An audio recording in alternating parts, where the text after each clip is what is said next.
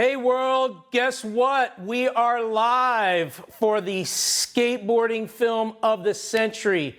It is Tony Alva's story being told right here, right now. I know I've been waiting for it to go public. I've seen it, but it's your turn to see it. And I'm telling you, Tony Alva has been a mentor to me, but he's also been the godfather of vertical skateboarding. I mean, a lot of the people that skateboard today who have attitude, who are radical, who basically have carried the flag of skateboarding in its heart and soul is really Tony Alva's influence. And so today we're going to be showing you his story. And I mean, he's 62 years old. At first we made a film about his birthday, but how much more of Tony Alva can we get? We can get way more. And so today we're going to be launching his Tony Alva documentary that you guys are going to be blown away. And also we are gathered here to watch the Tony, Alva story with a group of the people that started it all and are part of the VANS family, and the producers, the directors, and we're gonna bring them up to do a Q&A right after. But TA, this story is about his beginning of being on the streets of Santa Monica to being in the Zephyr team, which started it all. Jay Adams, Shogo Kubo, Peggy Oki. I mean, the list goes on the people that are part of the Zephyr team, which started this revolution that became Dogtown, Z-Boys, all the way through to where we are today. And it's an amazing story, not only because it's radical and it's skateboarding, but it's a story of coming up from the ashes and going through where skateboarding in the 70s was huge to it dying in the early 80s to its rise again. And Tony Alva has never quit skateboarding. And so this is not only a movie of hope, or you can have a career for 45 years like him, but it also says a lot about the man himself, Tony Alva. So I don't know, I've been able to be one of those guys that have been a rider of his. And for me, it's one of the greatest honors that I've ever had as a kid growing up, because I seen him in the magazines, then I saw him at the skate park, and I couldn't even skate yet. But then for him to say, hey, Christian, would you want to ride for, Tony Alva Skateboard Company? I was like, I can't believe this is happening. And for me, it's been one of my greatest honors, and to be able to travel with him today and to be able to be part of the VANS team. And we go around being not only ambassadors for VANS, but ambassadors for skateboarding. It's truly something that I cherish every time we get together. Matter of fact, we're going to share a story of us skateboarding just the other day. And I don't know about you guys, but are you guys ready to be introduced to our panel who we are going to be doing a Q&A with? Hey guys, where you at? Hey, there they are. How are you guys? Awesome. Doing good, man. Thanks, Christian. I want to introduce the world to you guys because, you guys deserve all the respect for this project and just for skateboarding as a culture that really influences the world in such a special way. And so we have Tony Alva, the man himself. Wave, Tony. All right, we got Tony Alva. We also have Rick Charnoski. He's the one of the producers with Six Stair, and Buddy Nichols, who's one of they're directing and producing this. And we have Peggy Oki, pioneer and legend, one of the first women skateboarders and part of the Zephyr team, the only woman, let me make it straight, on the Zephyr team. And then we have Elijah Berle. How you doing, Elijah? Looking sharp as ever. That's right, TA for president for sure.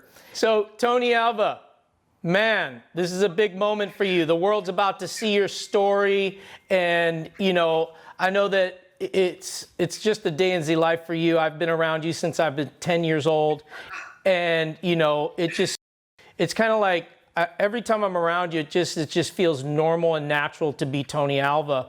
But the world is about to be introduced to this amazing documentary film. Well, I'd like to say first and foremost, just thanks to VANS for giving us this opportunity, but also I want to dedicate this to Jeff Grosso.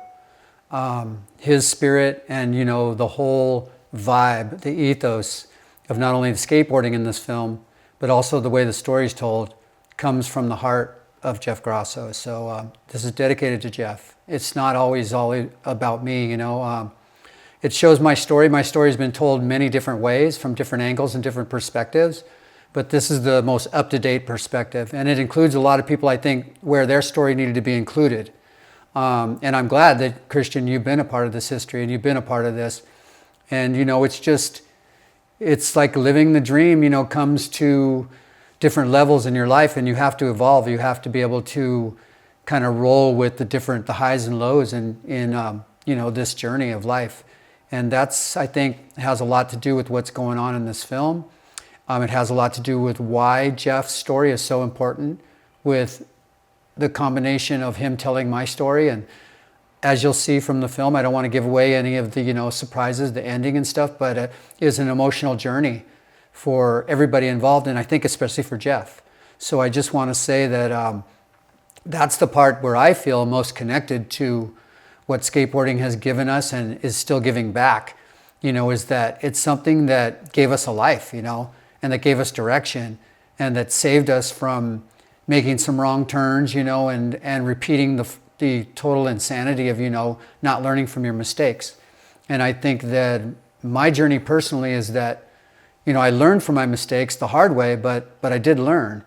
And I know that, you know, having a brother like Christian that I still skate with even on a daily basis is, you know, my surfing and my skateboarding is still an important part of my life. But you know what? The relationships that have come from that, the places that I've gone, the people that I have in my life nowadays I have no lower companions or parasitical relationships in my life. I mean, all my friends are quality, you know, I can count them on one hand, relationships. And it's beautiful. And I just want you guys to kind of tap in, if you get a chance, to that part of the story, because there is a dark side and there are things that happen, you know, that are inevitable. But the place that we're at now is what the story is about. And the journey is just, it continues.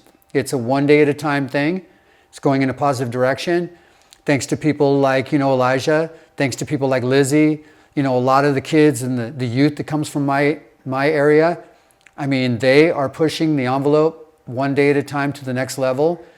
And I feel like by just being here and being a part of the heritage and the tradition that the Z-Boys started, I carry on for all the lost soldiers. I carry on for Bunker Spreckels, for Jay Adams, for Shogo Kubo, for Bob Biniak. The list goes on. I don't want to go too much deeper. I'd say Polar Bear and Baby Paul. And that's just the beginning. So I just want to let you guys know that, you know, it's a privilege and an honor to be a part of this. And I hope you enjoy it. It's kind of cool that this all kind of morphed from his birthday. You know, Tony Alva's birthday, 60 years of being on this planet, but it turned into the Tony Alva Story documentary. And I want to ask Ricky and Buddy, you know, what was it that really, you know, touched your heart? Not only, you know, making this project about the godfather of skateboarding, really, in my eyes, but just how it came about to be able to produce and direct this. Buddy and Rick. Thanks for having us, Tony. Good to see you virtually. Everybody else, Peggy, Elijah, Rick, and Christian. I mean, the thing, you know, we've been doing love letters for 8 years or so by the time we got into this story. And, you know, one of the cool things about skateboarding and what we tried to always show in the love letters is that, you know, skateboarding is what it is because of the myth, you know, the mythology, the myth making. People like Craig Stesick and Mofo and all these guys that help, you know, without the mythology, without all the stories, without this, you know, the way it's presented, and people like Tony to be, you know, the outlaws and stuff like that, skateboarding would just be another thing, you know, like tennis or basketball or whatever. But the reason it's not is because we have, you know, these amazing stories, these amazing myths in this presentation. And when you go back to the root, you know, and we've spent, you know, 10 years at least talking to as many people as we can from as many eras as we can, you know, it always goes back to Tony, you know, being one of the first guys to really be out there and just creating that sort of myth of the outlaw skater and the punker and the fuck everybody attitude of skating. And so that was, I guess, like one of the coolest things about this project was getting down to that. How did it start? How did that come about? And I just want to say real quick that, you know, we really wish Grosso was the one here saying this, because I'm just parroting what Grosso would be saying right now, and he says it better, and obviously it's a huge, huge bummer, and that's such an understatement, but just a tragedy that he's not here saying that. But I feel like, you know, that love of the myth is something that Grosso was really into. Yeah, I really believe that, you know, Grosso, his input and his voice, his authenticity, his heart and soul for love letters, for skateboarding, for Tony Alva. I remember him interviewing Tony Alva, and it was so touching. And yes, my heart goes out to the whole Grosso family, all of his friends, and we truly do miss Grosso during this time. I know that it was just Oliver's birthday. Happy birthday, Oliver. And just the love that Grosso is getting from around the world and being part, you know, him being part of this. He's still part of this, and he will always be a part of this. And so hats off to Jeff, and just I love you, Jeff, and I'm excited about, you know, just us telling his stories and keeping his memory alive, his legacy, because he has a huge part in all of this. Rick, you got a couple things you want to say before we roll and have Tony Alva say a couple words before we roll this amazing film? You know, I got this in the mail when I was a kid, you know, and I believed the myth, you know.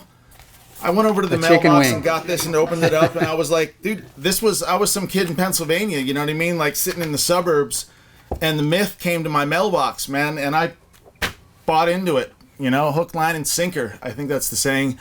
But, you know, so the shit's important, and I'm really thankful that we got to do what we did with Grosso, because he made me a believer over and over again.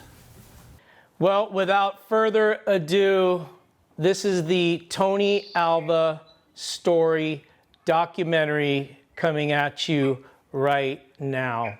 And we'll be back with a Q&A right after.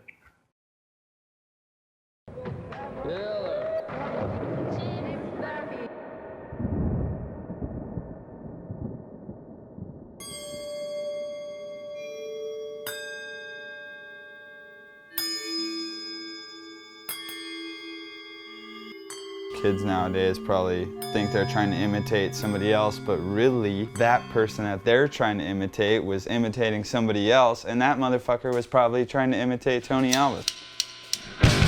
Skateboarding has an attitude. Alva is the attitude. Raw talent, I'm gonna win everything, and kind of roll out in front of everybody and run, this is skateboarding, this is what a skateboarder is. Tony Alva. It's Tony Alva. Like, do you get it? Boom. TA. Doing the front center with his fedora, you know, and it's just like, wow, that's... We put him on a pedestal. Look at that. He's 60 years old, still going into backyard pools. What more can you say about a human being? He's Tony Alva, you know. He wanted to be number one, and he became number one. There's certain people in this world, they're meant to do what they do. Becoming an icon was about talent, but it's also about vision and consistency. There's this guy, Tony Alva. Here we are 50 some odd years later, and we all know his name. Tony Alva.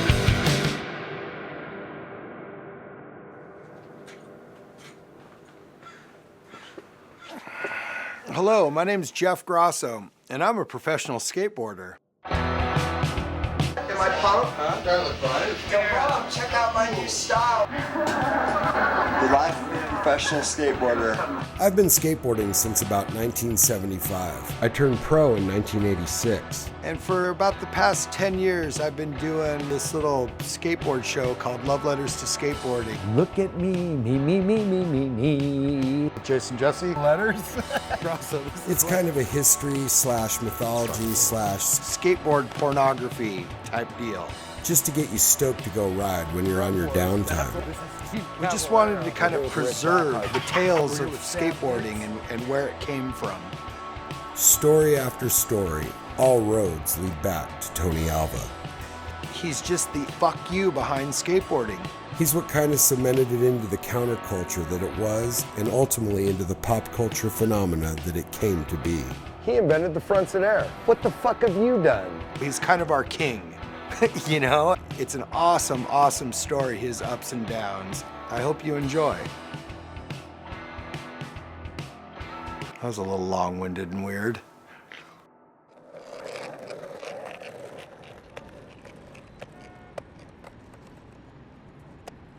I've known Tony Alva, I think, since I was about 12 years old. Tony was the fucking man. Even back then, you know, I mean, he was the guy. You just see him, and you just knew that he was, you know, I mean, it's cliche, but he was a cut above the rest. 1967. I was just a straight-up sidewalk surfer. Basically, we were just surfing. We were just trying to draw a line. Nothing but sidewalks. The wheels, the boards, everything was so Freddie Flintstone. Of course, we were all competing on clay wheels back then, and you just had to know the limit. I didn't at first want to do it because it was too dangerous because the boards were so crap. What made me want to do it eventually was we started surfing. When the waves aren't good, you got to cross-train, and it's the same thing, but just on the streets. Guys that I really liked were the guys that had the super surf style. And the guys I took to was guys like Torger Johnson. You know, Torger could skate everything. He just had the best style, and just the way he was able to like combine technical skateboarding moves with surfing moves. I thought I knew everything about skateboarding, and here's this kid who's like, you know, unbelievable. 1973, 74. Jay Adams introduced me to Tony, and probably at the Zephyr shop, Jay thought he had potential. Jay was wrong about a lot of things. Jay and I took it to the next level because we started going low and just slamming and sliding, like, and pivoting and doing 540 slides and like Bertleman G turns. I mean, it took us to like the schoolyards, the concrete waves, and actually taking those moves onto the banks, which was not easy. We weren't skateboarding. We were surf skating. As I started to see Tony all the time, we became friends, and the Zephyr team was being formed, and I go, hey man, this guy's got to be on the team.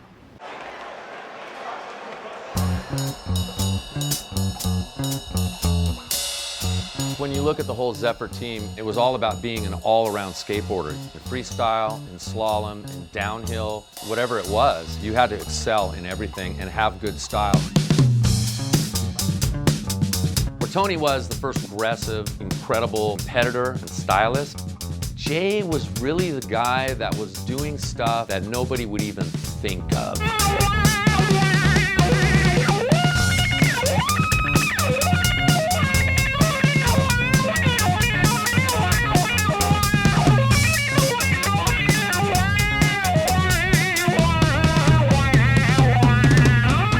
Loved to piss people off. Jay just had an incredibly creative mind, completely spontaneous all the time. Those guys were not capable of that. They didn't have the mentality and they didn't have the flexibility that we had. So that's when we broke it open.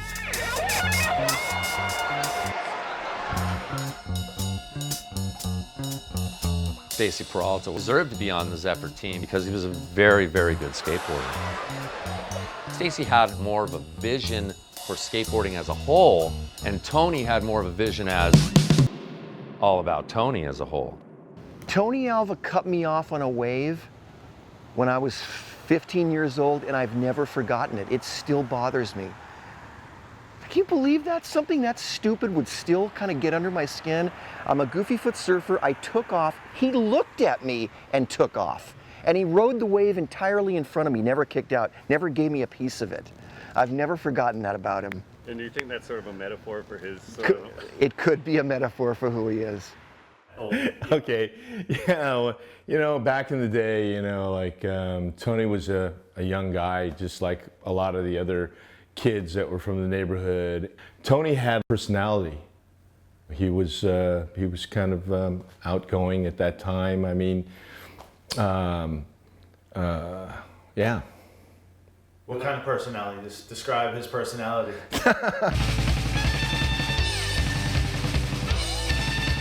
And Tony Alva's off to a very fast start. He's way on ahead of Henry Hester. Yeah, Tony Alva came onto our radar in a couple different ways. Really, the first contests were all slalom, freestyle, the barrel jump and the high jump, and he was beating those guys on their terrain. Okay, Spill in the semifinals, you okay? Yeah. What happened to the bottom? At the bottom, I just dove for the finish line as hard as I could and just rolled over the finish line. Doesn't matter as long as you get over the finish line before the other guy does. If you're one of the growing number of Americans who like to take a ride on a skateboard, better be careful or you could end up in the wrong place, such as on your backside or in an emergency room.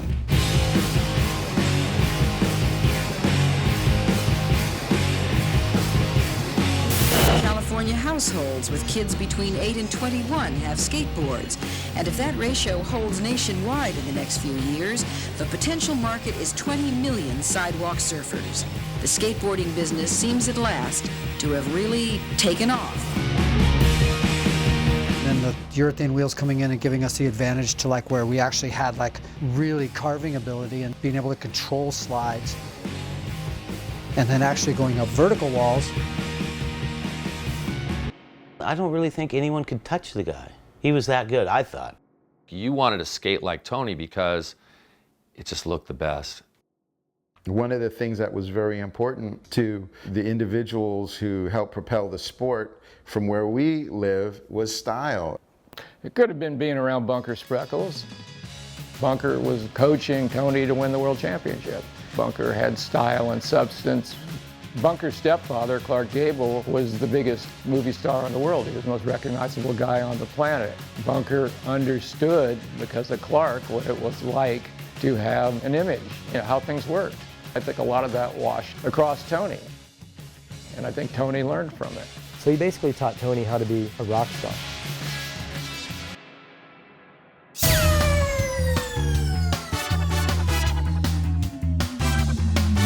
Was he a good ambassador for skateboarding? Like, I think he was, because skateboarding could have easily went into the ice skating realm. It could have been really beautiful uniforms and very flashy.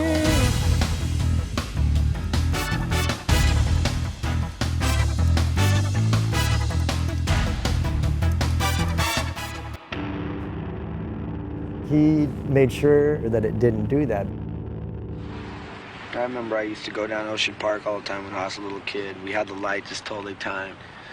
And we just, I don't know, we just go for it.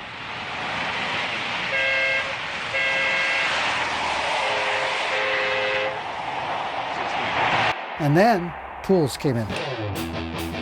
And nobody could skate the pools like we could because of the fact that we were surfers and we read those empty pools just like they were a shore break or like they were a concrete wave.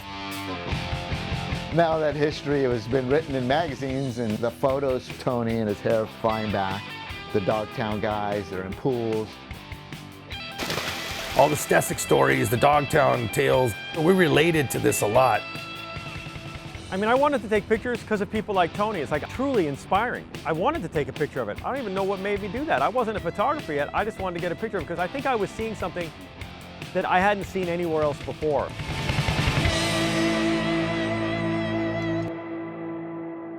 And then it turned into a business. This is the from the very first run of boards that we did. I saw this guy, and I'd seen him skate, but I saw him in this competitive environment with everybody else. He just stood out like, this guy's got something way beyond just his skating ability, and he connects with people. And you could tell people were kind of like, oh, there's Tony Alva, you know, there's kind of in awe kind of thing. And I thought that would be cool to do something with Tony.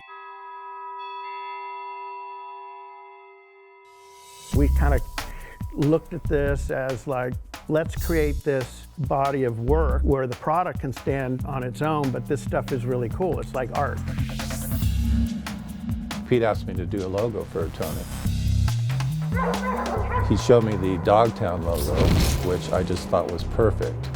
So I kind of wanted to go the opposite way. So I went to New York using the Interview magazine logo from Andy Warhol's days. The Alva sticker just come out with like the script writing, like where it almost looks like the you know what I mean? Or almost like it doesn't really say Alva, it says Awa. Like what's Awa? What's Awa? Initially, yeah, exactly. And it was kind of like, whatever, if you don't know that it's Alva, that's, you know, do you like it? It obviously has stood the test of time. Everyone was hanging out at the dog bowl, late summer, early fall. You know, it was our own private pool. Everyone was there, you know, Peralta, Shogo, Jim Muir, Jay Adams, everyone. People were just ripping the shit out of that pool. One day, Tony was hitting the coping so hard, he decides to just pick up the board in the air and pull it back down. You know, I watched Tony do this. And I probably saw him do it a couple times before I took a picture of it because I didn't even know what the fuck was going on. You didn't know what was happening because it was just so bizarre that he would actually come out of the pool, like not doing a frontside one-wheeler or a grind, like just coming out of the pool. No one else was doing that yet.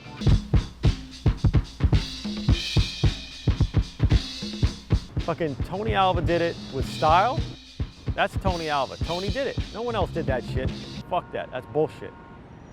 I was there. I fucking saw that shit. I went to school the next day. I didn't even know how to describe it to my friends.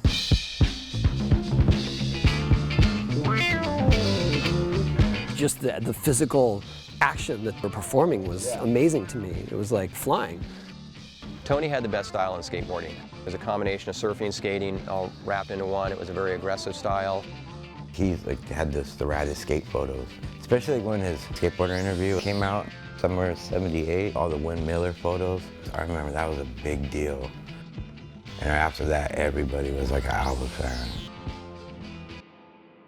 I always thought of him as sort of a heroic guy, and I always wanted to do heroic pictures of him where it was him and nobody else. I think we went all the way up to Oxnard. There was a skate park there. They said, hey, Tony, this is the guy we were talking about. This is Win. He's a really good photographer. And Tony looked at me and said, I'll be the judge of that. This is the kind of stuff I'd like to do, just little sequences. And around 1977, my brother-in-law, Floyd Mutrix, was working on a movie about gangs in East LA. And he asked me if I would go along with him when he went down to talk to the gang members. And I said, sure.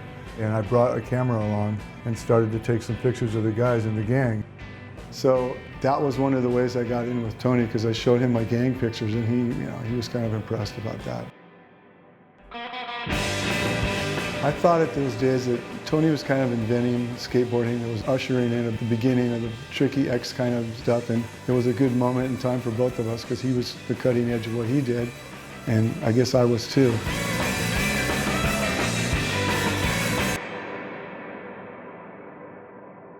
Skateboarding really was presented by a handful of dudes who really know how to make it look good, and TA was that dude.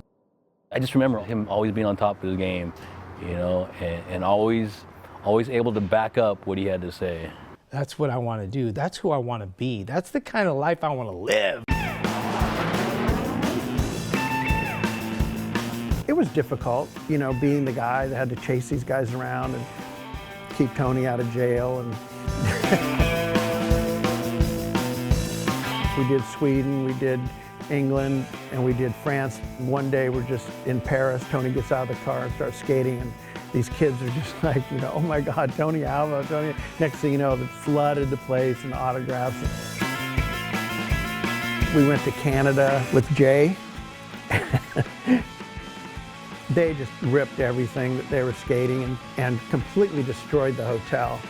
Inside the room, they decided to have a war of some kind. There was like skateboards thrown in the walls. They locked them out of the room, but snuck out the back, put everything in the car, and just drove away. You know, it was like, oh my God. This may seem an odd place to be, the middle of an empty swimming pool. But this isn't just your ordinary, everyday swimming pool. I call Tony and I go, listen, dude, this guy wants to do this thing. I think it's going to be good. It's the first action sports TV show. Might be kind of cool. I go, you want to do it? Tony, without a beat, he goes, I want $1,000. I want to get picked up by a limo. I want that limo to be stocked with killer weed and blow and champagne. If that guy's good with that, I'll do it. I guess he was maybe thinking that the guy wasn't going to do it. So I called him and I told him what Tony wanted. The guy goes, done.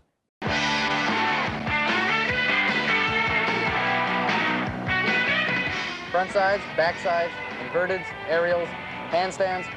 If you're a skateboard freak, you know exactly what I'm talking about. Sure enough, the guy picks us up in a limo. He's smoking a doobie. We're sitting, you know what I mean? It was like amazing. Tony, Dave, nice to have you with us. How you doing? Pretty good. You guys are probably the hottest riders in the world today. How long have you been riding skateboards, and when did you first get stoked on skateboards? Well, I started riding about when I was 6 years old, just rolling down the sidewalk. I was about 5. I got my first skateboard for Christmas.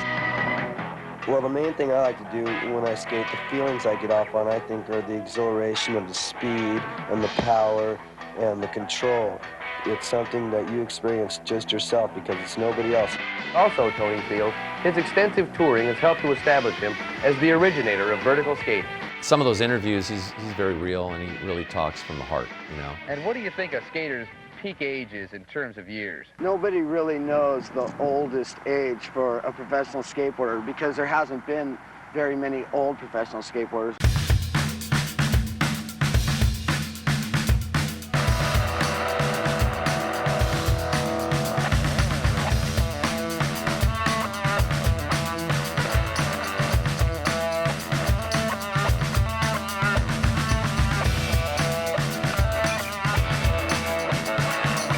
The only reason I started skateboarding is because of surfing anyways. I wanted to ride my own boards because I knew that the only one that could really design the kind of boards that I like is me. It's like I have to have a board that kind of fits that surfboards that skate and skateboards that surf. So if my boards feel like I'm surfing when I'm skating them, I'm stoked. The only thing that really works is wood. And especially laminated wood, and especially if you're pressing it yourself and you have 100% control over the design of the board. When you make a board by hand, it's like you just put the soul in it.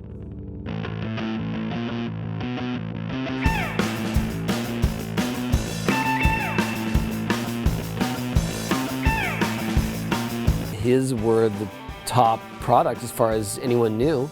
That was the name, that was the brand. You know what I mean? It was untouchable. It was like, oh, these boards are amazing, but I'll never get that. So I'm gonna get this fake Andreck board from the swap meet. It was just literally what I got. And Alva products were rad. Like you look at his wheels with the Alva logo on them, and they came in all the different colors. He wrote them in the magazine, and all it took was just one picture of him holding the wheel.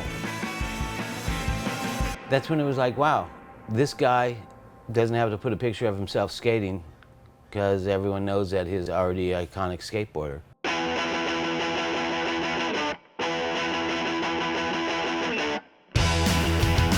Tony never got out of himself. Tony was always Tony. We would just play.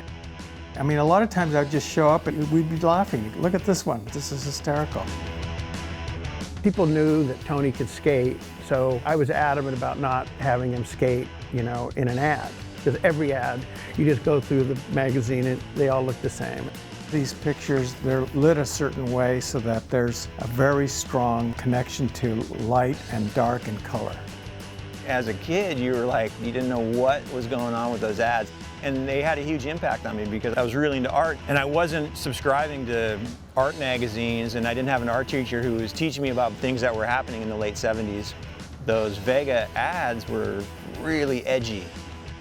This is an Eric idea where he got the board and it wasn't finished, and so they just broke it off. Just more of an attitude, that's right. Look at that. Your parents taught you, like, don't put a plastic bag in your head. If you weren't skateboarding, you should put a plastic bag over your head and suffocate yourself. Was that not the message? I mean, look at this shit, man. Who has the gall?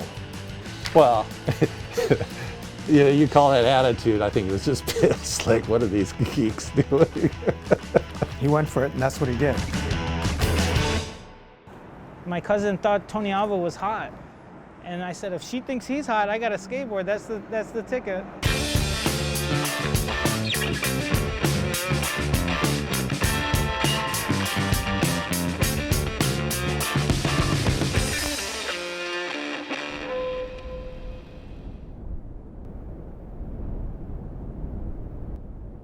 Him and I decided to take a trip. We were just gonna all eat mushrooms and trip out in the desert. That was our plan. And we were out in the middle of nowhere. Tripped out all night. And we start a big bonfire. And we're sitting there around this fire. We're smoking weed. We're hanging out. And all of a sudden, Tony starts chanting, Alva. Alva! Alva! What does it mean, DH? And I go, dude, it's just your name. They had the company going. It was, you know, Tony came up with the boards and the graphics.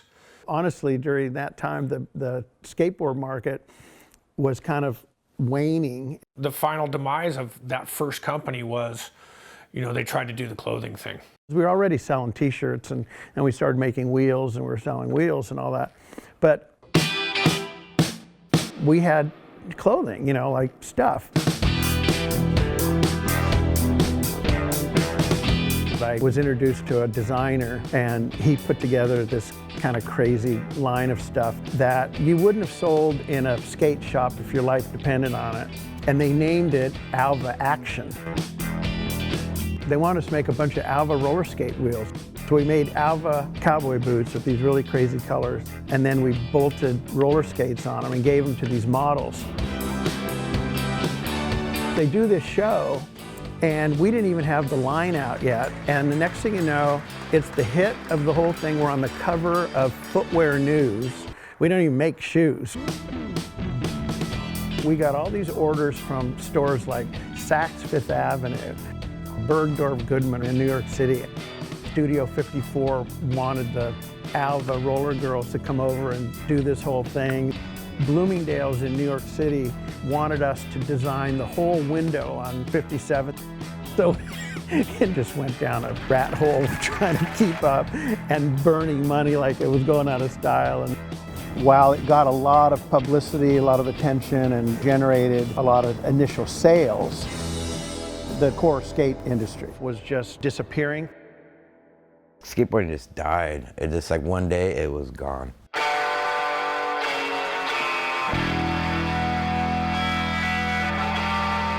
Turned to 1980, skateboarding is dead and everybody's in a fucking parking lot with no shade and you're riding curbs.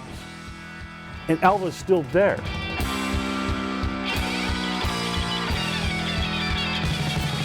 Ted Nugent and like Foghat, that kind of music was played at the parks all the time, and then it switched over one day to Blondie and Devo. Was the beginning of my idea of freedom, because you could be radical, play the music loud. This is the perfect mix. I mean, Nugent was great, and Hendrix was amazing, and Led Zeppelin was amazing, but then came punk rock.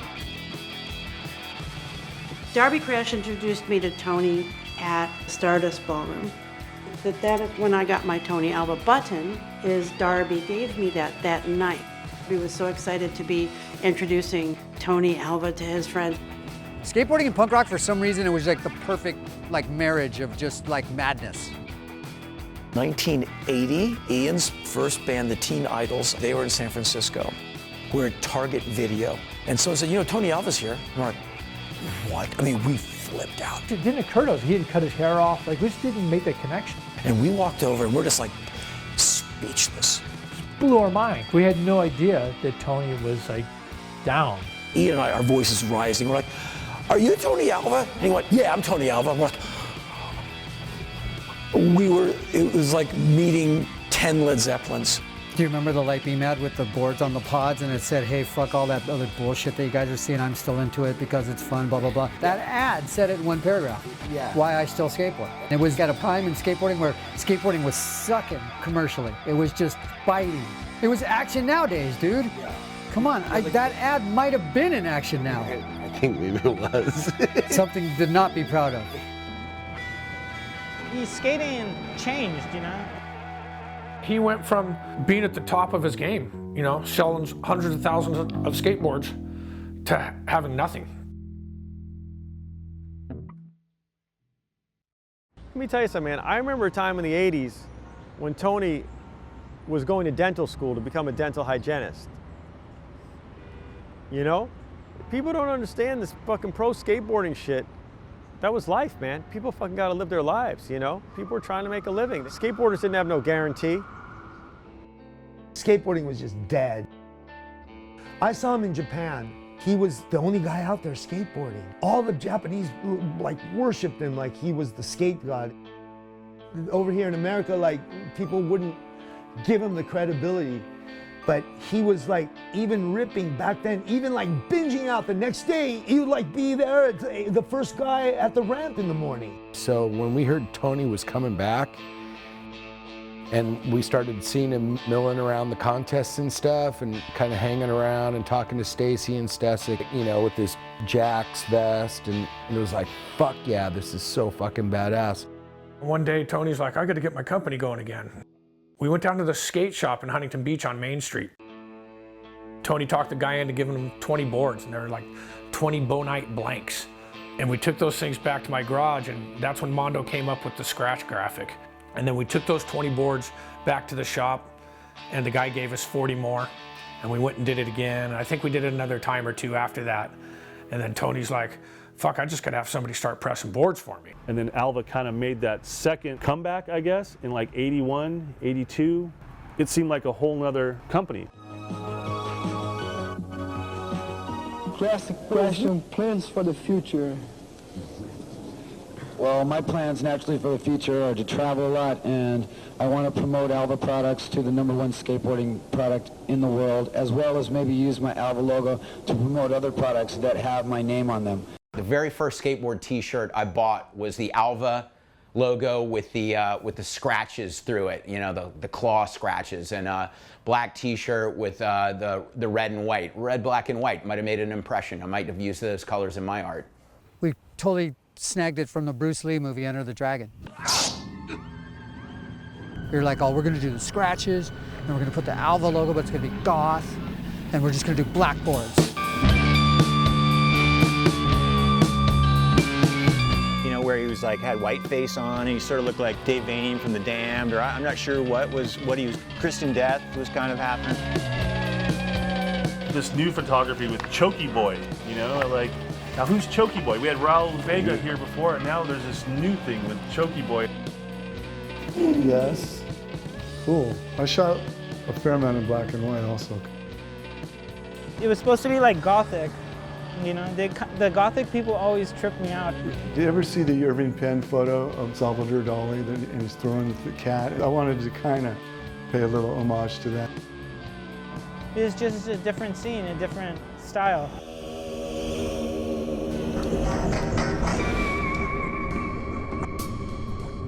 Lots of beer, lots of fumes, fucked up garage scene. Mondo would just paint them spontaneous, and every one of them had to be different. Just high on like fumes and anything you could get, and just going for it.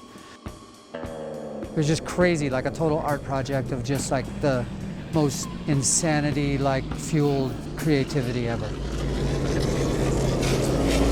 That's how Mondo ran it. It's just garage after garage, making boards down the garage, having like crazy, like debauched sessions of like just like sex, drugs, and rock and roll in order to pay the rent. We'd have these big house parties. And then we started getting more into like adding the cocaine into the thing, you know, so we could just go 24/7. So there was like no sleep, you know, no sleep till Brooklyn. We were just like, fucking, let's do this, keep on going.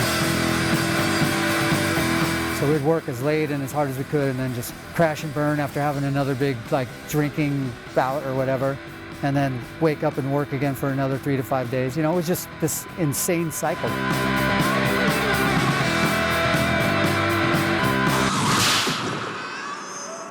It was like in my head, I was like, I'm gonna be Bruce Lee. And then I met Tony Alva. And I was like, I'm gonna be the Bruce Lee on a skateboard.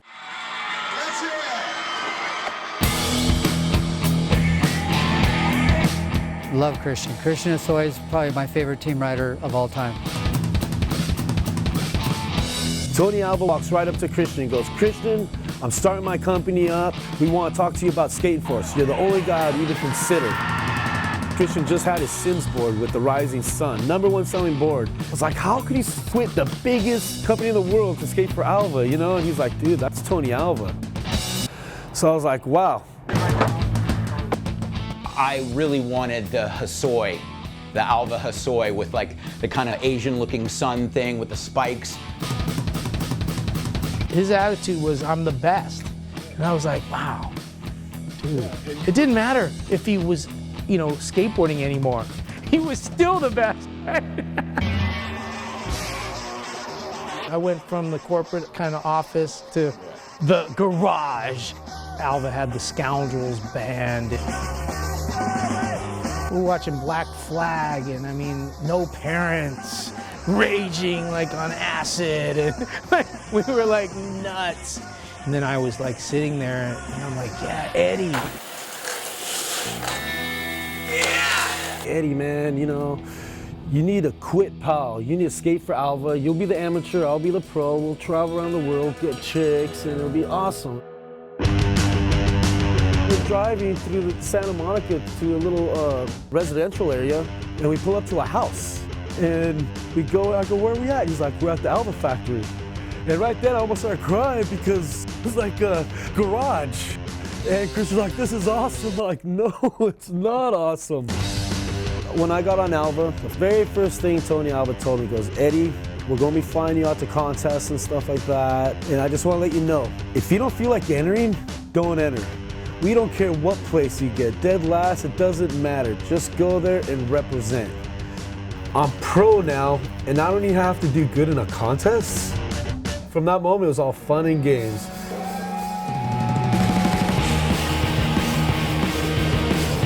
Then it grew into a posse. They started to have long hair, and they started to be like the bad boys in skateboarding. Gonz was a little kid. I remember they were punking him, and they got dog poop and they threw it in his hair. That was when I quit, and they became kind of like a gang now. Like Hell's Angels, but on skateboards. The whole bad boy trip. We saw what the other teams were like, especially the PAL team. We were like, oh, we don't want to look like those guys no matter what. And I love those guys, don't get me wrong, you know. I didn't really love them back then. As a matter of fact, I was kind of like, those guys are Boy Scouts, we're badasses.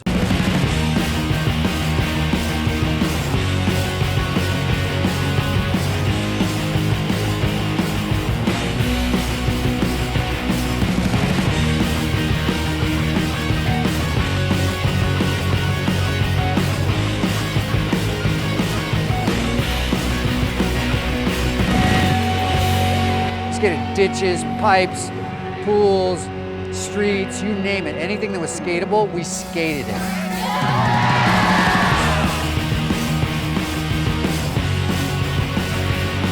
I go to this backyard pool and Tony Alva's standing there. I'm like, hey Tony, I'm Murph, how you doing? He's like, man, you should have seen me here yesterday. I was ripping, man. I was tearing this bowl up. And so I went along with it, going, yeah, you're ripping, man. High fives, right on. And I was stoked. I was right in the pool with Tony Alva. But then after a couple of minutes, I realized that he wasn't kidding and that he was fully like, yeah, I'm rad and you should know that. And I was just thinking, I was like, all right, man, I guess this is Tony Alva, man. And one time we went with Gator and these guys skated this ramp on mushrooms and I could barely skate because the wood grain was so weird and trippy to me. As you get up to the lip, you're tripping out and I was like, wow, wood grain. So it was always part of my thing of let's do like a wood grain thing. Let's do our own thing. We got our own look. No apologies, man. Just be yourself. But they would get the weirdos, right? And it was basically like built around like the scene, like hanging out. They just had the coolest image. I remember the Alva Posse ad where they're all black and white shot, they're all hanging out, and then you've got like Tony Hawk, Pencil Neck Geek over here, and then the Alva guys. Like, who do you want to hang out with? Everybody came from a different city, and we pretty much had the whole domestic United States, including Hawaii, covered. We got Craig Johnson and Gibson with first guys, and then we got Murph, and then we got Freddie, JT from Florida, we got Hartzell from Hawaii, and that was a big part of the Alva team. Cooksey was the best, man. He was hardcore.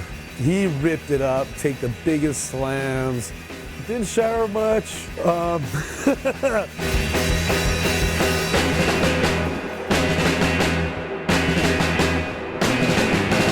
here's the deal. This isn't a team, this is a family. This is an American family.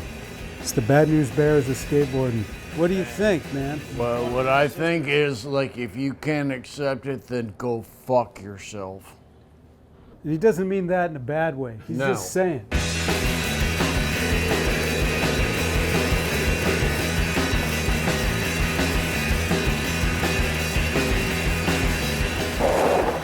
Beat it, you Val jerk. I mean, just listen to that. Val jerk. It's just stupid. He whored himself out for that line. It was hilarious. Val jerk. Like, he would never say that in life. Val jerk. I did it because it was just basically I was going to get paid to say the line over and over, and just do it over and over. You know, flick the cigarette, do the line, beat it, you Val jerk, snarling with the teeth missing, and the, you know, I think I'd just gotten in like another fist fight at a bar somewhere or something, got my teeth smashed out again. Take off! I was the production designer on Thrashin', and of course I met Tony on Thrashin', and of course he was just like, my eyes were like popping out of my head. Who is this insane, awesome person? But I'm proud not to be a dagger. I think the only reason I got Thrashin' is because I had a billboard of the Goonies outside. Because I think I was still pretty bad at that point. Like, I'm positive I was bad at that point. I could skateboard, which was a major plus, but I remember meeting Tony, doing a reading, and I don't know that I've met a lot of people in my lifetime now. I don't think I've ever been so kind of stricken as I was with Tony. It was like, I looked over and I was like, I was like, I don't know. I didn't know what to do, because there's Tony Alva. I know for sure in one day on the set of Thrashin', we had 11 ambulance rides to the hospital because of skating accidents. 11 one day, yes. My name's John Gibson. Hey, what's up? My name's Jim Murphy. We weren't the best, we weren't the prettiest, but we were just the people's people, the coolest guys out there skating. Hey, you'll be in trouble. You gotta do what you gotta do. None of us really cared too much about being jocks. We're just running far away from it. I felt like I was on the baddest team in skateboarding that you ain't gonna get on because they ain't gonna ask you to get on.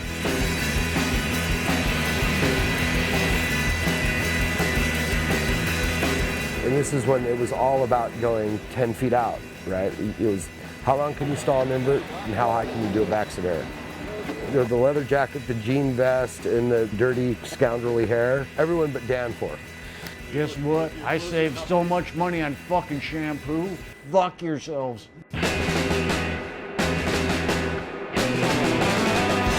Skateboarding is my life. We'll go into the bars and all the chicks would be like, oh my God, these guys are crazy. We were so dirty and so nasty and so gnarly, and chicks loved it. I dig them all, man. They had rad styles. They're doing what you're supposed to do, which is just connect with people on some level, in some way. Tony wanted his guys to have an approach and a vibe. It's marketing genius, like you just take it to the people. Because all that other stuff, that competitive, it was elitist. Locals couldn't even relate. Later on, he just moved to the beach, got married, and surfed all day. Just kind of in the sidelines. And we just kind of just took over and skated, and the posse was tight. So we just traveled around the world. And it wasn't Alva. Alva wasn't there. Skating back in the early 90s, it was like whatever, small wheels and big baggy clothes and whatever, and everyone, I don't know, we still skated, and Tony was, I'm sure he was still skating. I could barely even get a set of 55 tires to put on my board back then. We were taking like frickin' ecstasy and like drinking Patron and like smoking weed like I was going out of style and just mixing all our chemicals just to keep that high going, you know? We were trying to keep stoked and keep like kind of the fire burning, you know, as far as skateboarding went. And we went underground, and I did wear the baggy pants, man, because that's all there was, you know? And they worked pretty good for indie airs and mute airs and stuff like that. You could grab up between those baggy pants and just lock it in, and just, that was just the style back then. But we were still skating.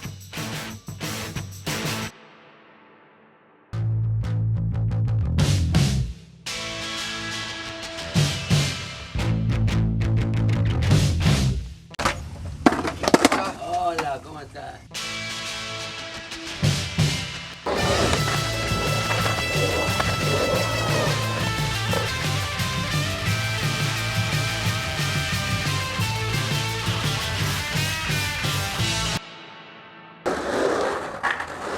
Tony's okay.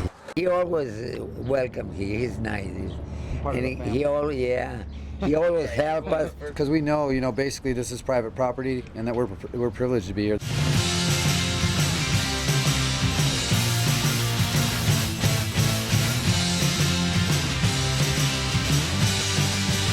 We went to San Marcos, got a warehouse, barely survived that, made it to Oceanside, got the shop. We're living in the back of the shop, then turned the shop into an art gallery, so there's the party thing again. We're having these big parties to pay rent. We expand and we get a little warehouse, so we got the warehouse, the art gallery, the shop.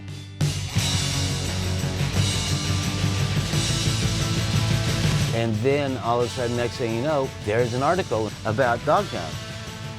And then you see Peralta realize, oh, I could make a documentary about this. There's so much footage from back in the day, and film does what it does.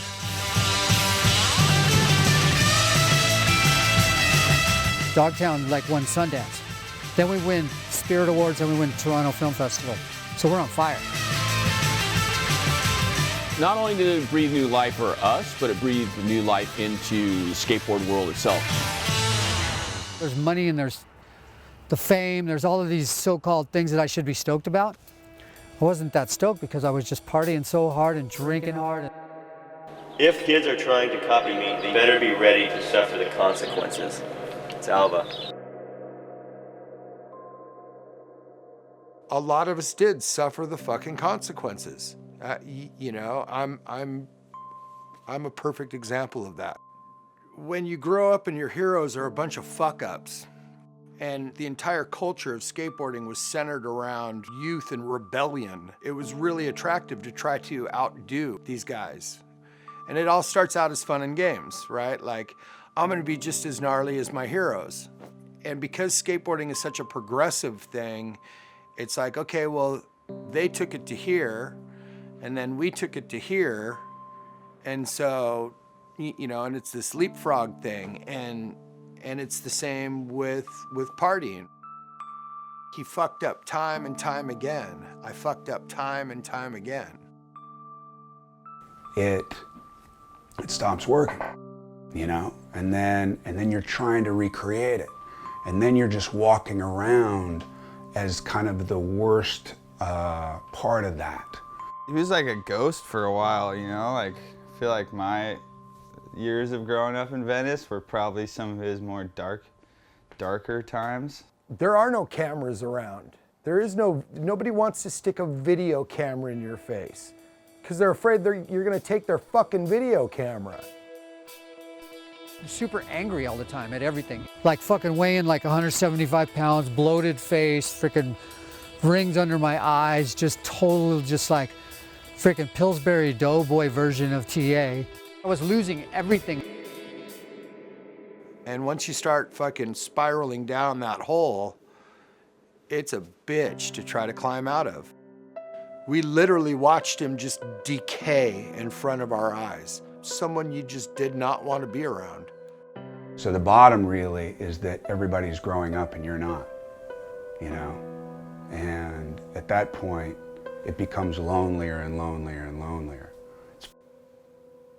And unless you have the fucking balls to go through with it, you're left with, you know, I mean, you only got a couple things coming to you. You know, you're going to go to prison, you're going to die, you're going to go crazy, or you're going to get clean. And then I just hit a bottom, man. And then 2006, I just got totally fed up with everything, including myself, and decided to just turn it over. Just got clean and sober. A lot of guys helped me. Guys that were already clean and sober. They helped me like get on the path and stay on the path. And he's been through a lot of changes. Dude's been through a lot of different headspaces. I mean, the fact he's skating at 60, I mean, I think it's hard to imagine.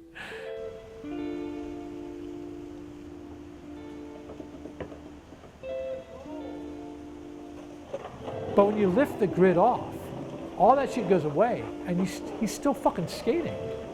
And you're like, all right, that dude was for real. It wasn't in the shirts, it wasn't the stickers, it wasn't the decks, it wasn't the shoes. The essence was the motion, the engagement with the terrain. And that shit was for real. That was the true essence. And I think that's the thing, you can't take that out of people. And I think with him, it seems that he's good evidence of that. Everybody always thought I was the most self-centered, egotistical maniac on the planet. If I competed with the sun for the center of the universe, no mas, you know? I'm not living that way anymore. Then I refuse to go back to that style of selfishness and self-centeredness in living. I don't want to be that guy anymore. I want to be the guy that's evolved to where we're at now. You have TA and the Zephyr thing. You have TA Logan Erskine. You have TA in Alva. Then you have Alva for the rest of his existence to now. He always kept skating. Can you imagine when we were even 20? Imagine that we think that we'd ride a skateboard when we were 60? No, I wasn't. No, I had no plans of being 60.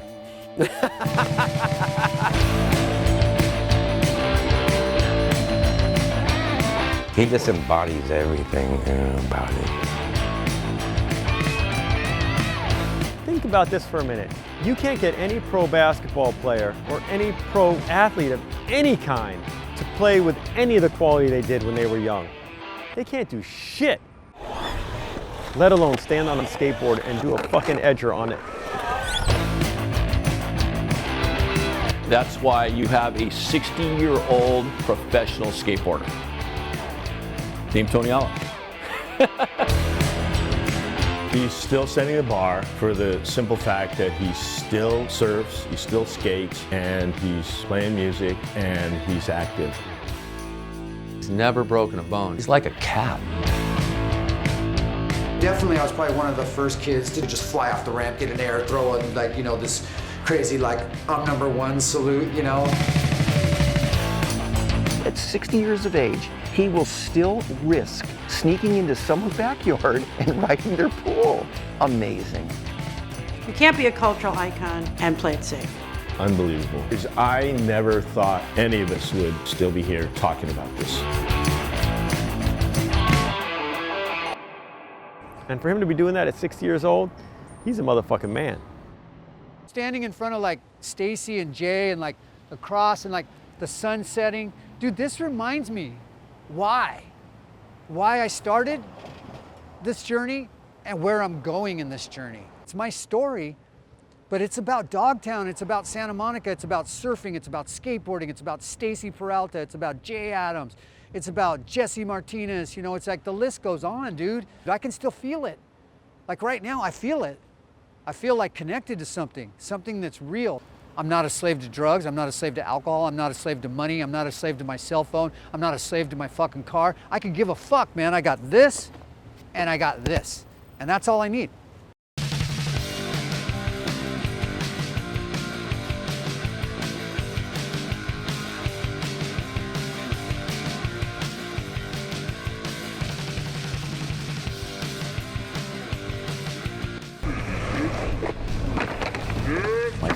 Oh man, how can someone, you know, full like that. It's like watching your fucking grandpa like fall down some stairs or something, you know?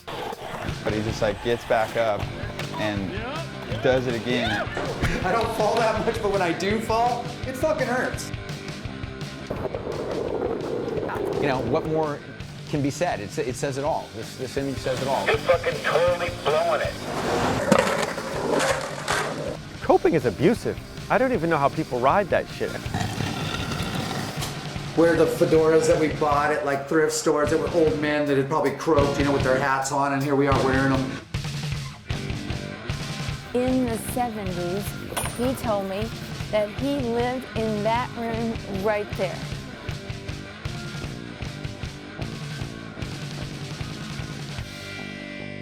Tony Alva at 60, a strange and tragic occurrence.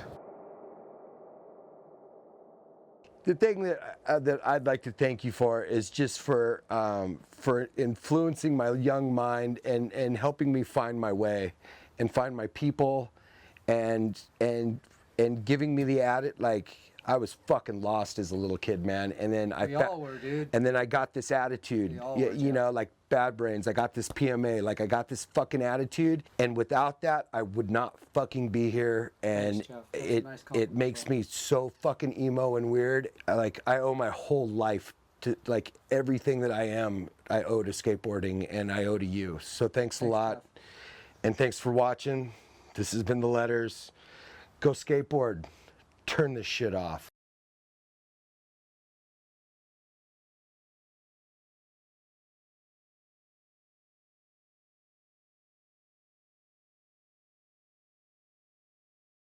Hey, welcome back, everyone. Man, that documentary's ending was so emotional for me. Just to see the connection between, you know, Jeff Grosso and Tony Alva at the end was so heartfelt. It said, you know, that, you know, it really was the love for skateboarding, but also his love for Tony Alva. And to me, that just says a lot about Jeff, you know, rest in peace, but also Tony Alva and who he is and what this documentary represents. And so we just want to welcome you all back to our Q&A, you know, here at the amazing, you know, VANS Six Stair production, the Tony Alva Story documentary panel. And I want to introduce you to who's here in case you just tuned in. Maybe you came in late into the movie. We have Tony Alva with us, the man himself, Tony. And then we also have the director and producers of the show, Rick Charnoski and Buddy Nichols, with us.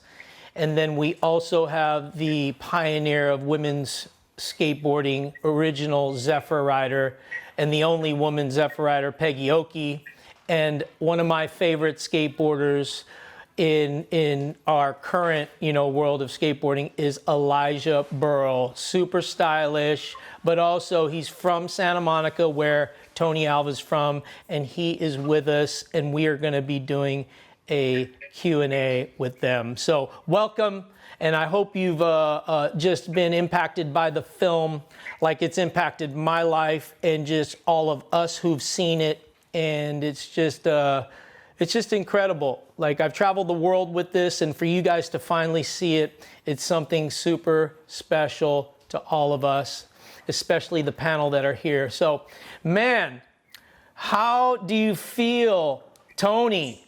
This is your life. Well, I'm really excited about the fact that it comes up to, you know, where my life is at now, and that it's evolved to a point to where I have a message to carry. You know, the gratitude that we get and have inside our heart and our soul, you know, by being connected to this is an important part of the story. And I feel like this film taps in on that, the ethos of the reason why skateboarding is really important to us, you know, the core values, the things that live on in skateboarding through skaters like Elijah and you, Christian, and I, is, you know, that we do it because we love it, and we do it because we don't do it to please others. We do it, you know, to basically be creative and to be attached to something that we really feel like gives us a sense of freedom.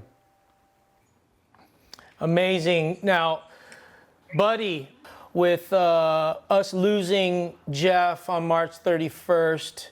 And, you know, he was such a larger than life, like him on this panel would have been incredible. But, you know, we have so many love letters of him that we're going to always go back to. But if you guys want to share your thoughts on the whole process and about maybe Jeff, you know, in this Tony Alva Story documentary, please share, you know, your thoughts about the movie. This thing started as like a 10-minute little thank you, happy birthday thing to Tony for his 60th birthday. And we get into it and we're like, yeah, totally, we could do that. And we get in and we start looking at it and we're like, man, there's no way you're going to do a 10-minute thing to Tony. You know, I mean, the guy's been skating since the early 70s or whatever, late 60s, early 70s. And there's just been this roller coaster ride, you know, of ups and downs. And it's such a great story, you know, and Grosso's a huge fan of skating, obviously. That's infectious to people that have watched the love letters. We all get that stoke. He passes that. He was so good at passing that energy of the love of skating on to everybody, and that obviously infected us. And so we start digging into Tony's deal, and we've known Tony for a few years. And you know, you just see, like, not only did he lay the template of, you know, get in the air, get rad, but as he's got older, he's been the pioneer, you know? He's been the oldest guy. He's always been the oldest pro skater, forever, right? I mean, I think his big Skateboarder magazine interview, he's already like 20, which is unheard of in the 70s, you know? So he's always been this pioneer, showing everyone how do you get old in skateboarding? How do you, not only how do you get rad, but how do you get old? How do you keep it going? Why is skateboarding a lifestyle and not just a sport, you know? And a huge, you know, like I think Elijah says right in the beginning of the movie, he says, you know, people see something and they think they know the guy, but they don't know who did it. And, you know, and all that goes back to Tony, you know, and that can be said for how do you get old? How do you maintain being a skate rat until you're 62? I mean, Tony's a freaking skate rat. You know, he gets to the park and he's right from the parking lot into the skate park or at the pool, climbing the fence before anybody because he's so fucking stoked, you know, to skate at it. And that's like, that's what we wanted to capture in the film. And that's the idea is, you know, how do you keep the stoke going, you know, over the whole lifespan? And like Tony said, even if it's not in skating, how do you take that stoke you got from skating and apply it to other places in your life? In Tony's case, apply it, you know, keep applying it to surfing, skating, sobriety, helping other people, all that kind of stuff, you know, and I'm sure Tony learned all that from skateboarding, you know, and he passes it on to all of us. And that's what's so fucking cool. I tried to be short. Sorry. I'll say that again, you know, it's about, you know, every story has a backstory, right? So there's Tony Alva, and to me, again, through the magazines and the myth, that's who I knew.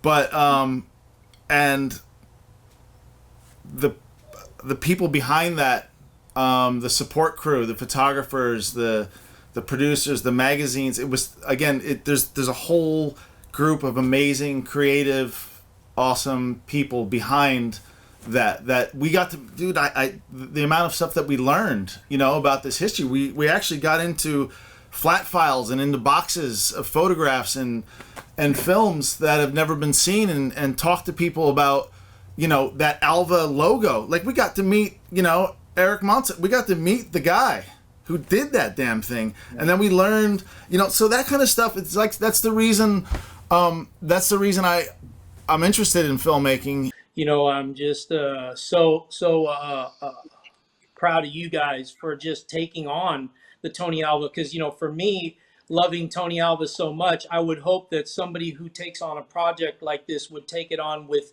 passion, with devotion, with this heart and soul involved. And you and Buddy, you know, Rick, you and Buddy are just, you know, and Jeff have been just over the top, the perfect, you know, people to take on this amazing project.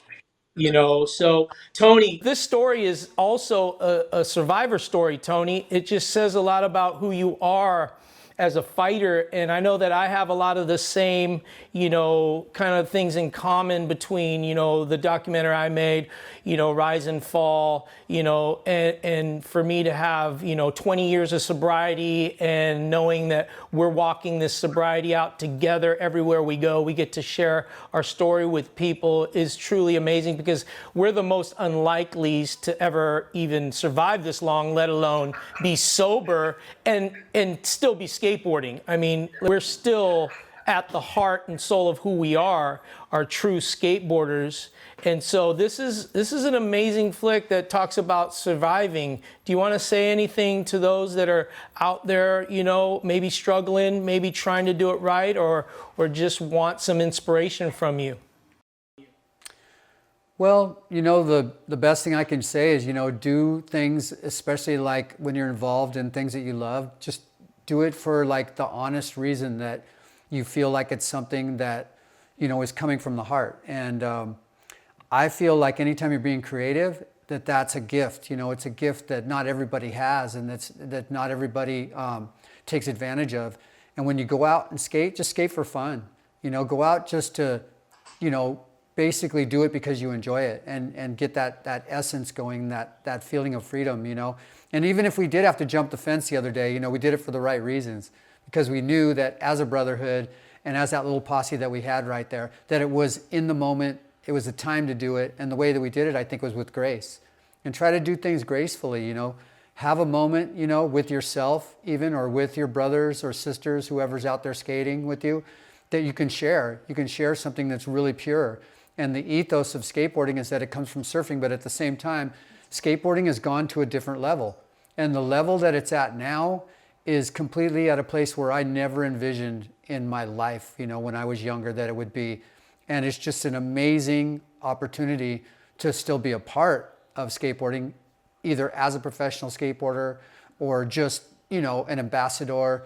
I live life, you know, one day at a time. I live it clean and sober. I can't live it any other way, because if I did, I would be dead already. And Christian, you would probably still be in prison if it wasn't for your sobriety. So, you know, we have choices. We have choices today.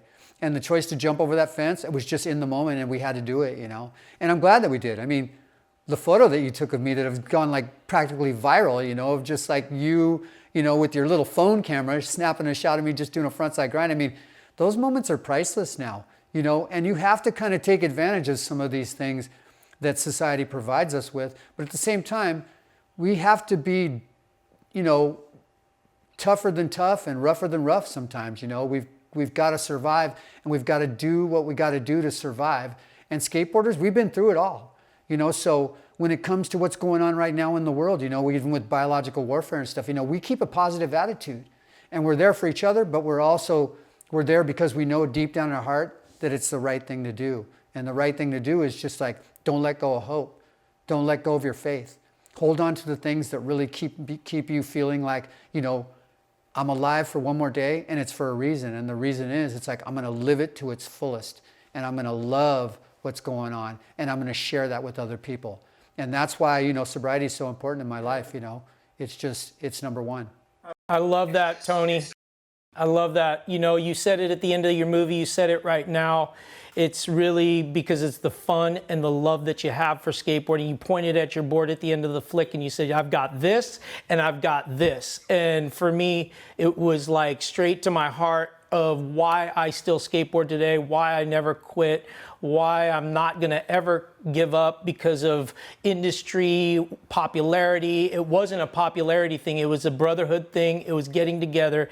It was enjoying what we did and expressing ourselves, you know, and really being creative on our skateboards, whatever it was, backyard pool, ditch. It could have been, you know, a curb.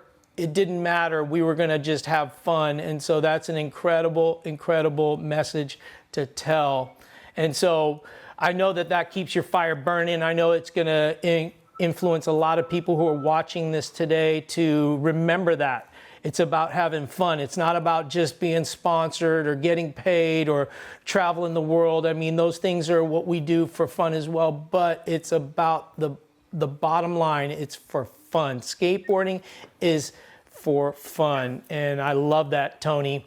Man, Peggy Oki, being there, one of the first women pioneers, it must be incredible to see where skateboarding's come in the past over 40 years, and to see how huge women's skateboarding has grown in just the recent years is astronomical. I mean, Vans just premiered an amazing movie called Credits that was amazing to watch. Just the camaraderie of women getting together and pushing the limits of skateboarding. But it's really awesome to see you here and for everyone to hear what you have to say, not only about Tony, but about skateboarding back then and skateboarding today.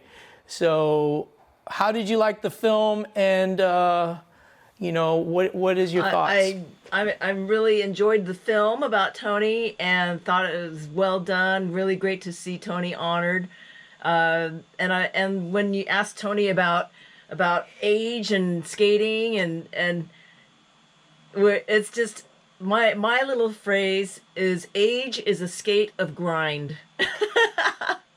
You know, it doesn't matter. Like you're saying, if we're doing what we're doing for fun and just keeping a positive attitude. And I also agree with keeping a very straight life, because when you're sober, you're 100% present and you're 100% enjoying what you're doing. So that's where I'm at with that, and really appreciate the message that's being shared amongst everybody out there, because I've been straight for since like almost 40 years. When I was a little girl, I was skateboarding even from, oh gosh, I can't remember what my age was. It was maybe 8 or 9 or something. And at that time, I was doing a lot of different things. I was also in rock fights. It'd be the girls against the boys rock fights. We'd be climbing trees and playing spaceship and throwing things at each other. I was basically what they called a tomboy back then. Things weren't, I didn't see boundaries as far as the difference between a boy and a girl. And so I was already doing these you know, kind of boyish things. And so for me to get into skateboarding and then to be on the team with the guys, it was just kind of like typical, except we weren't throwing rocks at each other, and we were just so stoked on what we were doing. You know, we were just like, yeah, let's climb over that fence and let's skate. And we were all just so focused on what we were doing that I didn't see myself as being, you know, singled out as the only girl. It was just like, yeah, let's do this. And that's where my focus was. It wasn't about being a different person or different sex. It was about just doing it, because there was so much energy behind what we were up to. We were just so focused on skating and skating well. And so that's what it was like for me back then. And then like asking what it was like, you know, as far as, I know that there's been a lot of girls, lots of women since that day, that time when I was on the team. And I would just like to acknowledge that there's been some great women skaters that come along. Cara Beth Burnside was, you know, just at the forefront of the wilder vert skating. And Jen O'Brien, the first woman to get on the mega ramp. I mean, that is cool. And I'd like to acknowledge Alyssa Steamer for being such an inspiration in street skating, and Vanessa Torres, of course. And then to now, Lizzie Armanto, I've been watching some videos of her skating going, man, that girl is good. And I just watched Credits, and it was just really cool, like you said, to see the camaraderie and to see the ability. Just a few of the girls I just try to acknowledge from the list of girls in that video Credits. Brighton Zuner, Brianna Gearing, Beatrice Domon, Fabiana Delfino. I like that name Delfino because that sounds like dolphins. And Una Ferrar.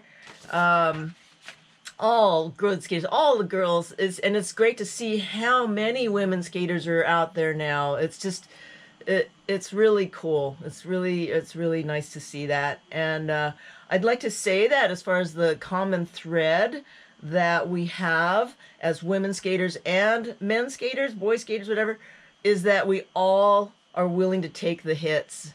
We're all willing to hit the concrete. And I've got my scars. I don't have tattoos. I got scars to show it. And then just, you know, being true to our passion and following our passion, that you're going to be good whatever you do as long as you're following your passion and doing it with ability and style. So that's what I'd like to say. That was awesome, Peggy. And I tell you, the rock throwing, I mean, you were perfect for the Zephyr team. Like, it was like, I'm sure the guys got a couple rocks thrown at them. But man, Tony, you know, you were a world champion. You've, you know, been there, done that, like owned the globe in skateboarding at one point. And now we have this mainstream exposure of the Olympics, you know, inviting, I call it, they're inviting skateboarding to be in the Olympics because, you know, it's not like we were banging on their door trying to get in there. I think that it was almost a beautiful thing how we have been invited and we just said, you know what? All right, we're willing to come under our, you know, our conditions. And I know that skateboarders always have conditions. We always ran the contests. We always ran the demos.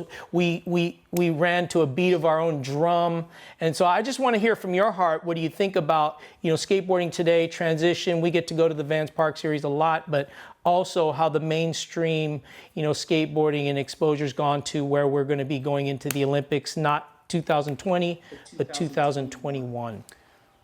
Well, I think skateboarding needs us, you know, basically to be the leaders that we've been through this whole thing and to design these parks, you know, supported by Vans, is we're creating a sanctuary for skateboarding, but also a competitive environment can be, you know, witnessed there by people that have nothing really to do with skateboarding, and that's what the Olympics wants, you know. I mean, they need us more than we need them, pretty much. That's my belief. But the bottom line is, you know, with people like you mentioned, Cara Beth Burnside, I was her first sponsor, you know. So to actually be able to see the girls go out and compete on the same level that the men do, that's something that you could witness in the Olympics, which I think would be to the advantage not only of the world, but of skateboarding and women's skateboarding. So, you know, in a lot of ways it's a good thing, and then in a lot of other ways, it's kind of like a double-edged sword, you know. We can fully just throw up, you know, a middle finger salute to pretty much anybody that tries to exploit us, and it'll happen all the time. And the core value of skateboarding is that, you know, we're gonna stick to what we really believe in no matter what. Whether we're in the Olympics or not, it's like we're skateboarders and this is why we do what we do, is because we really believe in it. And also, it's an extension of our lifestyle and our personalities. You know, it's not a jocked out thing. This isn't like, you know, it's not about video games. It's not about TV commercials. It's not about any of that. It's about where it came from, the streets. So that's why street skateboarding is like, it's a sense of freedom that any kid can get a pair of Vans and a board and go out and do and feel free, you know, and be beyond the constraints of society. And it's that rebellious, you know, part of skateboarding that I love. And I've always felt that it's a part of me, you know, it's a part of what I do, and it's a part of why I'm a skateboarder and why I love skateboarding. And surfers too, we were known as the rebels, you know, the iconoclasts, the ones that were outside, you know, living off the grid. And it's just something that's just given me a passion for life that I'll never let go of till the day I die, you know, and that's the way it should be. And, you know, that's why the Olympics are really not that important to me, if you want to know the truth. And, but it's okay, you know, not everybody has to be stoked about the commercialism of something that they love, you know, and I hope that some people are excited and stoked about it.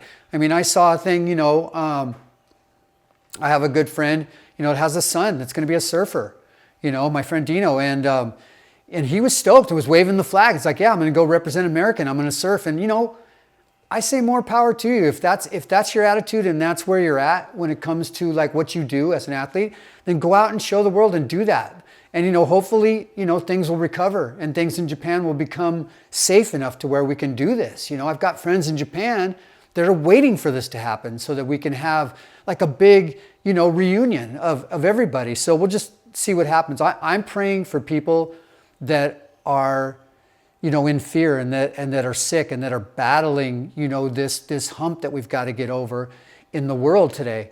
And I'm just trying to put out a positive message and positive energy to everybody, you know, that's been affected by what's going on right now. And I think skateboarders, we're good at that. We're strong. You know, we fall 7 times and we get up 8. And that's just how it is, you know. And that comes from another professional athlete, you know, that I honor. There's a lot of guys that are good at what they do that are really inspirational to me. Guys like Muhammad Ali, you know, Kareem Abdul-Jabbar. I mean, the list goes on. And I want to be on that list, you know, when people look for inspiration, they look for somebody that's inspired them to go on no matter what, and to take the speed bumps in life and to have the courage to change and work on their character defects and their shortcomings and things. And the courage to change is huge, you know. Conquering self, it's huge. It's something that we just have to learn by making mistakes sometimes. And hopefully I won't make too many more mistakes in my life, and I'll be an inspiration to others by just walking gracefully through the highs and the lows of life. And that's part of our message as skateboarders, as people, as, you know, a sober alcoholic, somebody like Christian, you know, that's basically been, you know, gone through a complete transformation and been rehabilitated to the point of like really not just talking about it, but walking the walk. And, you know, I think we've influenced some really cool people like Elijah. We've influenced some really, you know, amazing athletes like Lizzie.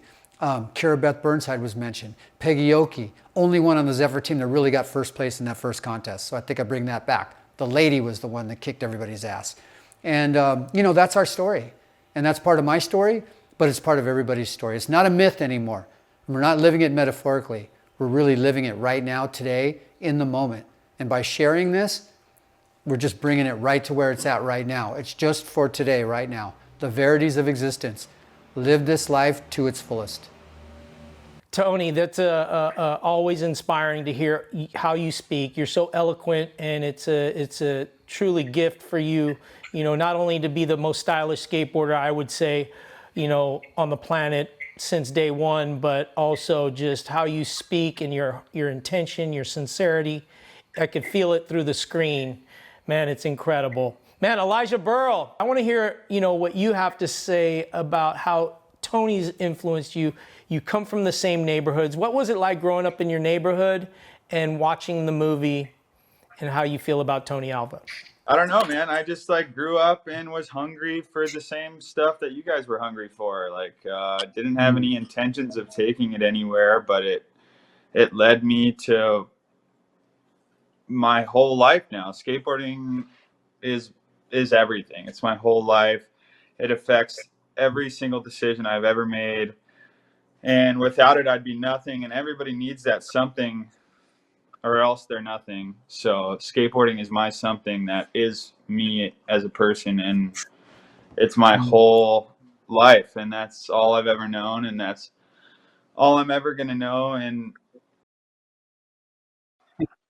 something that I just want to hold on to and be able to hopefully be able to be a reality check for people that truly want to know what skateboarding really means, especially through this crazy time of the Olympics.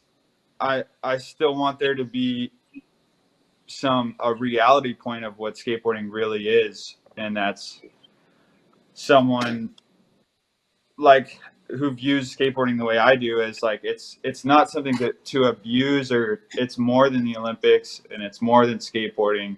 It's a respect and a lifestyle and a passion, and it's not just something that you can rant around and make money off of. It's way deeper than that. It's like a religion. I'm just honored to be a part of this book that Peggy and Tony and Jay and all you guys started to write back in the 60s and 70s.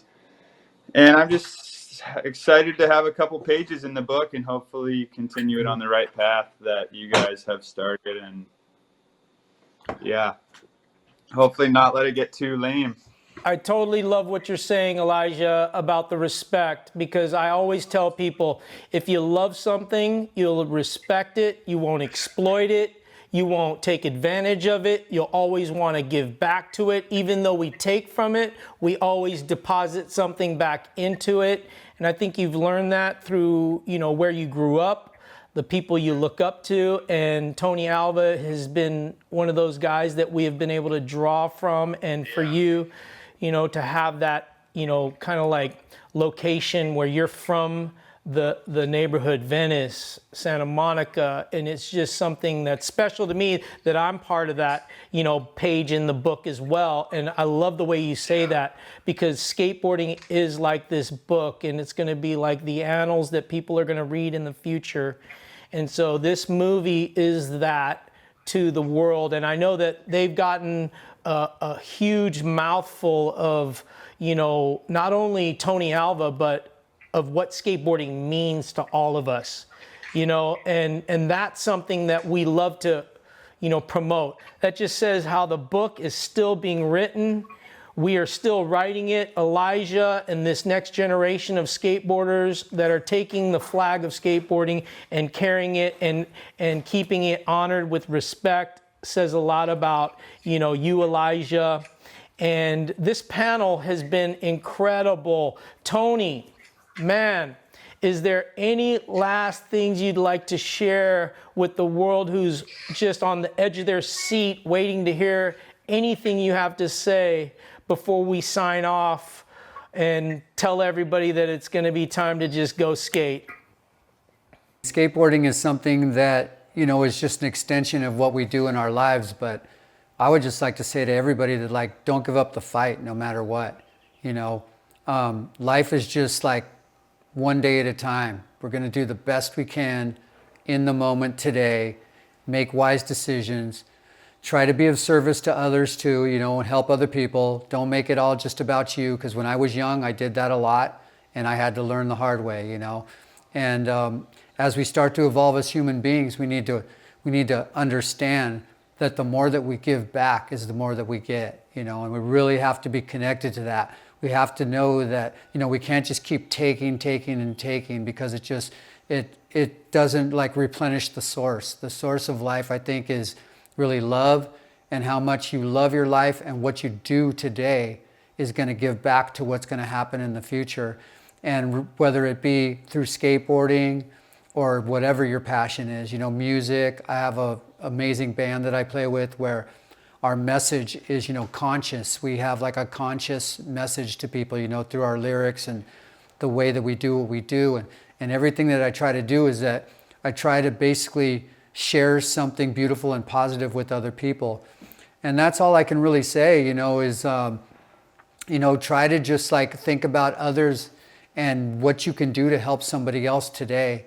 Because I think that we really have an opportunity now to change things, the direction that the world is going, you know, and we need to really make a conscious decision to all work together, regardless of your race, your creed, your religion, the color of your skin. It does not matter, you know. It's more about where is your heart at today, you know?